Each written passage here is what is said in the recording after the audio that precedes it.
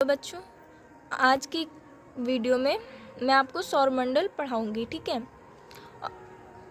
इससे पहले मैंने आपको पृथ्वी की आंतरिक संरचना के बारे में पढ़ाया था और मैं आशा करती हूँ कि हो सकता है आपको वो बहुत अच्छे से समझ में आ गया हो, ठीक है। तो आज हम सौरमंडल स्टार्ट करते हैं, ठीक है। सूर्य के चारों ओर चक्कर लगाने वाले, जो सूर्य के चारों ओर चक्कर लगाते हैं, ठीक है, तो लगाने वाले विभिन्न ग्रह, ठीक है। सूर्य के चारों ओर विभिन्न प्रकार के ग्रह, ठीक है, क्षुद्र ग्रह, उल्काएं, ठीक है, और अन्य आकाशीय पिंडों के समूह को सौरमंडल कहते हैं, ठीक है।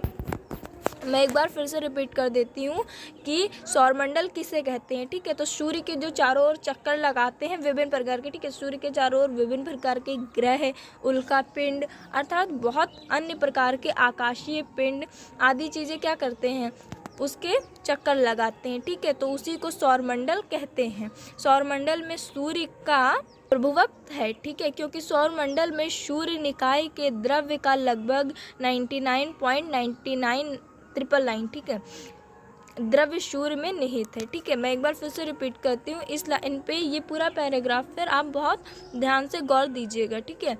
सौरमंडल में जो सूर्य है वो प्रभुत्व है, ठीक है, क्योंकि क्यों है भाई, ठीक है, हर चीज़ की वजह होती है। तो इसकी वजह ये है क्योंकि सौरमंडल में सूर्य निकाय जो है वो द्रव्य का लगभग, ठीक है, द्रव्य का लगभग 99.999 द्रव्य सूर्य में निहित है, ठीक है। सौरमंडल में समस्त ऊर्जा का स्रोत भी सूर्य है, ठीक है। सौरमंडल के लिए सूर्य का क्या है, बेस इंपॉर्टेंट, बहुत इंपॉर्टेंट है। क्यों है, बहुत वजह है उसकी, ठीक है।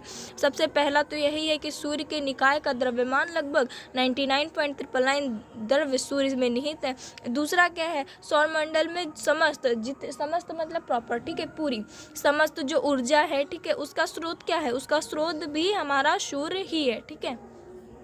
पृथ्वी में जितनी ऊर्जा है उसका स्रोत सूर्य है, ठीक है। प्लेनेमस सौरमंडल से बाहर बिल्कुल एक जैसे दिखने वाले जुड़वा पिंडों का एक समूह है, ठीक है। प्लेनेमस सौरमंडल से बाहर, ठीक है, उसके बाहर जाकर बिल्कुल एक जैसा मतलब सेम टू कॉपी, ठीक है, सेम टू सेम एक जैसा दिखने वाले दो जुड़वा एक समूह मतलब दो जुड़वा पिंड है एक समूह के, ठीक है।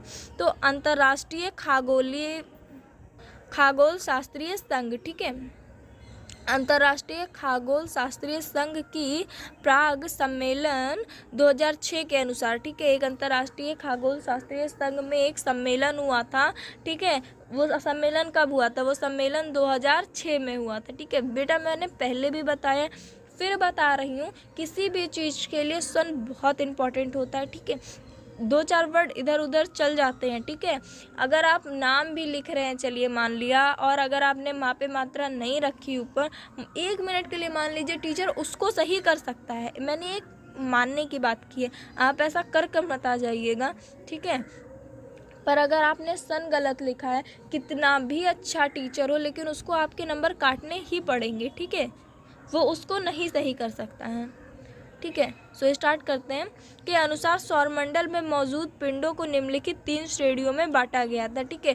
जो खगोल शास्त्री जो वहाँ पे सम्मेलन हुआ था उसमें एक मतलब डिसाइड हुआ था कि जो सौरमंडल में मौजूद जितने भी पिंड हैं, मौजूद मतलब सूर्यमंडल में प्रेजेंट टाइम पर जितने भी पिंड हैं, ठीक है, उनको क्या किया जाएगा, उनको 3 श्रेणियों में बांट दिया जाएगा, ठीक है।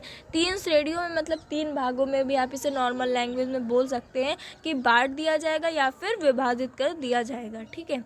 तो क्या हुआ, इनको 3 भागों में विभाजित कर दिया गया, ठीक है। तो जो सबसे पहला भाग था उसे क्या कहा गया, परंपरागत, ठीक है। परंपरागत जो थे उसमें कौन कौन से है, उसमें बुध आ गए, शुक्र आ गए, ये सारे हमारे पिंड है, ठीक है। इनमें क्या आ गए, बुध आ गए, शुक्र आ गए, हमारी पृथ्वी आ गई, मंगल आ गया, बृहस्पति आ गए, शनि आ गए, अरुण एवं वरुण आ गए, ठीक है। सो मैं एक बार फिर से रिपीट कर देती हूँ कि जो परंपरागत थे, ठीक है, अगर आप ऐसे 2-3 बार सुन भी लेंगे ना अच्छे से मेरी बात को, तो भी आप, मैं ये गारंटी के साथ कह सकती हूँ कि पासिंग मार्क्स बहुत अच्छे नंबर नहीं, लेकिन हाँ पासिंग मार्क अच्छे से कैच कर लेंगे, ठीक है।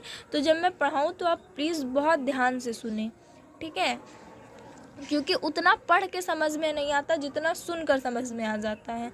और मैं आप लोगों को याद करने का सबसे अच्छा तरीका बताऊं, आप लोग शायद मेरी बात माने ना, करें ना ये, लेकिन अगर आप करेंगे तो आप इसके प्रॉफिट खुद देखेंगे कि आपको कितना ज़्यादा प्रॉफिट होगा। ठीक है, अगर आपको कोई चीज़ आप पढ़ रहे हैं, ठीक है, और आप चाहते हैं कि अभी आप लाइफ टाइम कभी ना भूलें, हमेशा के लिए ये आपके दिमाग में छप जाए, ठीक है, तो कोई कंप्यूटर तो है नहीं कि आपने हाँ प्रिंट कर लिया। आपको क्या करना पड़ेगा, उसे एक मतलब अच्छी तरह से उसे समझना पड़ेगा। और इसका सबसे अच्छा तरीका है कि अगर आप कोई चीज़ चाहते हैं आपके लिए लाइफ टाइम वो आपके ब्रेन में नोट हो जाए, तो आप उसे पढ़ने के बाद किसी को पढ़ा दीजिए। ठीक है, पढ़ाने से चीज़ें ज़्यादा अच्छे से याद रहती हैं। ठीक है, तो आप अपने दोस्तों को समझाइए, आप अपने 3-4 फ्रेंड्स बैठ के बात कीजिए। ठीक है, अब मैं अपने टॉपिक पे आती हूँ। परंपरागत, ठीक है, परंपरागत में होते हैं बुध, शुक्र, पृथ्वी, मंगल, बृहस्पति, शनि, अरुण एवं वरुण। ठीक है, अब नेक्स्ट जो है दूसरा वो है बौने ग्रह। ठीक है, बौने ग्रह मतलब जिसमें आ गया हमारा प्लेटो, चेरोन, सेरस। 2003 में यूपी 313 जो निम्न शर्तों को पूरा करते हैं। ठीक है, ये क्या करते हैं, निम्न शर्त मतलब कुछ शर्तें हैं जिनको क्या करते हैं, पूरा करते हैं। ठीक है, तो इसमें से इनकी शर्त है कि जो सूर्य के चारों ओर परिक्रमा करते हो। ठीक है, जो सूर्य के चारों ओर परिक्रमा करते हो मतलब सूर्य के चारों ओर राउंड लगाते हो, ठीक है, घूमते हो, उसमें पर्याप्त गुरुत्वाकर्षण बल हो जिससे वह गोल स्वरूप ग्रहण कर सके। ठीक है, उसमें क्या हो, पर्याप्त मतलब एक अच्छी मात्रा में गुरुत्वाकर्षण बल हो। ठीक है, गुरुत्वाकर्षण बल के बारे में आप लोग हाई स्कूल से मेरे ख्याल से पढ़ते आ रहे होंगे, इसलिए आपको गुरुत्वाकर्षण बल के बारे में मतलब अच्छी खासी नॉलेज होनी चाहिए। ठीक है, अगर नहीं है कोई प्रॉब्लम नहीं है, आप मुझे बता दीजिएगा, मैं आपको इसकी भी वीडियो डाल दूँगी। ठीक है, जिससे वह गोल स्वरूप ग्रहण कर सके। ठीक है, उसके आसपास का क्षेत्र साफ हो, यानी उसके आसपास अन्य खगोलीय पिंड की भीड़भाड़ ना हो। ठीक है, मतलब उसके आसपास का जो मतलब पार्ट है, मतलब उसके आसपास की जो जगह है, ठीक है, वो क्या हो, एकदम साफ़ सुथरी होनी चाहिए। साफ़ सुथरी का डैट मीन्स वहाँ पे कूड़ा कबाड़ ये सारी चीज़ें नहीं होती। ठीक है, क्योंकि वहाँ पर आप लोग नहीं होते जो ये सारी चीज़ें फैला सकें। सो वहाँ पे अन्य मतलब खगोलीय पिंड होते हैं। ठीक है, जो वो पिंड होते हैं वो भीड़ भाड़ ना हो। ठीक है, वहाँ पे वो भीड़ भाड़ नहीं चाहिए। ग्रहों की उपयुक्त परिभाषा INU की प्राक सम्मेलन, ठीक है, अगस्त 2006 में तय की गई। ठीक है, फिर मैं बोल रही हूँ सन पर ध्यान दीजिएगा, अगस्त 2006 में ये तय हुई थी। ठीक है, क्या तय हुआ था, ग्रहों के नाम के बारे परिभाषाओं के बारे में। ठीक है, ग्रह की इस परिभाषा के आधार पर प्लेटो को उस श्रेणी से निकाल दिया गया। ठीक है, जब ग्रहों की परिभाषा डिसाइड हुई, ठीक है, तो क्या गया मतलब क्या हुआ, उसके बाद क्या चेंजेस आए, प्लेटो को क्या किया गया, उस श्रेणी से निकाल दिया गया मतलब हटा दिया गया। ठीक है, क्यों हटा दिया गया, इसके फलस्वरूप, ठीक है, जब इसको हटा दिया गया तो क्या हुआ, इसके फलस्वरूप ग्रहों की संख्या 9 से घट गई। ठीक है, अभी देखो जैसे कि किसी के घर में मतलब मैं नॉर्मल सी बात बोल रही हूँ। ठीक है, किसी के घर में मान लीजिए 4 चेयर है। ठीक है, एक हटा दी गई, कितनी बची, 3 बची। ठीक है, तो ऐसे ही कितने ग्रह थे, 9 ग्रह थे, एक हटा दिया गया, कितने बचे, घटकर 8 रह गए। ठीक है, यह को मतलब इसको बौने ग्रहों की श्रेणी में रखा गया। क्या किया गया, प्लेटो को उठा के बौने ग्रहों की श्रेणी में रख दिया गया। ठीक है, रख दिया गया मतलब आज से ये कह दिया गया है कि इसको बौने ग्रह से जाना जाएगा। ठीक है, 9 ग्रहों से ये हट गया। ठीक है, तो ग्रहों को 2 भागों में विभाजित किया गया है, ग्रहों को और 2 भागों में बांट दिया गया है, एक आंतरिक ग्रह, दूसरा बाह्य ग्रह। ठीक है, आंतरिक ग्रह बुध, शुक्र एवं मंगल को पार्थिव ग्रह कहा जाता है क्योंकि ये पृथ्वी के सदृश होते हैं। ठीक है, देखो हर चीज़ की बच्चों वजह होती है। ठीक है, और अगर आप जो चीज़ बोल रहे हैं, ठीक है, उसकी वजह लिख दें। आप ऐसा करें कि जो चीज़ आपको बोलना चाहिए सामने से वो आपकी कॉपी बोले। ठीक है, कॉपी बोलती भी है इंसान की, ऐसा लिख दो उसमें कि कॉपी बोले। ठीक है, सो पार्थिव क्यों कहा जाता है, इसलिए कहा जाता है क्योंकि वे पृथ्वी के सादृश्य होते हैं। ठीक है, मैं एक बार फिर से रिपीट कर रही हूँ, बुध, शुक्र, पृथ्वी एवं मंगल को पार्थिव ग्रह कहा जाता है। इसकी वजह यह है कि वे पृथ्वी के सादृश्य होते हैं। ठीक है, अब बाह्य ग्रह क्यों कहा जाता है, बृहस्पति, शनि, अरुण व वरुण को बृहस्पतीय ग्रह कहा जाता है। ठीक है, सो बच्चों ध्यान दीजिए कि किस किस को कहा जाता है? बृहस्पति, शनि, वरुण, अरुण व वरुण को, ठीक है, वरुण अरुण आगे पीछे चलेगा, ठीक है। आगे मंगल, बुध, बृहस्पति, शुक्र एवं शनि, इन 5 ग्रहों को नग्न आंखों से देखा जा सकता है, ठीक है।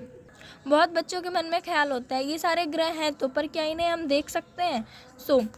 उन बच्चों के लिए ये चीज़ें हैं, ठीक है, कि आप मंगल, बुध, बृहस्पति, शुक्र व शनि इन 5 ग्रहों को देख सकते हैं, ठीक है, या फिर देखा जा सकता है वही सही है क्योंकि आपने अभी तक देखा नहीं है।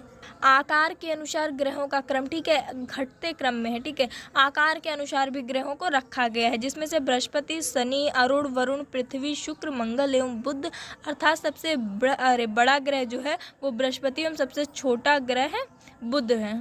इस चीज़ पे ध्यान दीजिए, आपसे ये MCQ के तौर पर पूछ सकता है कि सबसे बड़ा ग्रह और सबसे छोटा ग्रह, ऐसा करके पूछ सकता है कौन है और 4 ऑप्शन दे देगा, ठीक है। तो आपको पता होना चाहिए कि सबसे बड़ा ग्रह बृहस्पति और सबसे छोटा ग्रह बुध है, ठीक है। घनत्व के अनुसार ग्रहों का क्रम बढ़ते क्रम में, ठीक है, शनि, अरुण, बृहस्पति, ठीक है, आदि हैं, ठीक है, एवं शुक्र वगैरह हैं, ठीक है। आज का टॉपिक हम यहीं तक रखते हैं, ठीक है। इसके बाद अभी इसमें कुछ टॉपिक बाकी हैं। ये आपका पूरा सौर मंडल है, ठीक है, सौर मंडल के बारे में डीप में जानना है तो भाई टॉपिक भी इसके ज़्यादा होंगे, ठीक है। तो यहाँ तक हम आज का टॉपिक रखते हैं क्योंकि वीडियो लॉन्ग हो रही है, फिर आप पढ़ने में बोर होने लगेंगे, ठीक है, और आपको पढ़ने के साथ साथ आपको नोट्स भी बनाना है, ठीक है। तो इसलिए हम यहीं तक रखते हैं, स्लो काम करते हैं और मैं आपका पेपर आने तक कोर्स कंप्लीट करा दूँगी, इसलिए आप उसकी टेंशन बिल्कुल भी मत लें, ठीक है। आप इतना रेडी करें, बाकी इसके आगे के टॉपिक आपको बहुत जल्दी नेक्स्ट वीडियो में मिलेंगे। और हाँ, आप प्लीज़ चैनल को लाइक एंड सब्सक्राइब कर दें, अपने फ्रेंड्स को भी भेज दें जिससे उन्हें भी नोट्स मिल जाए, ठीक है। Thank you.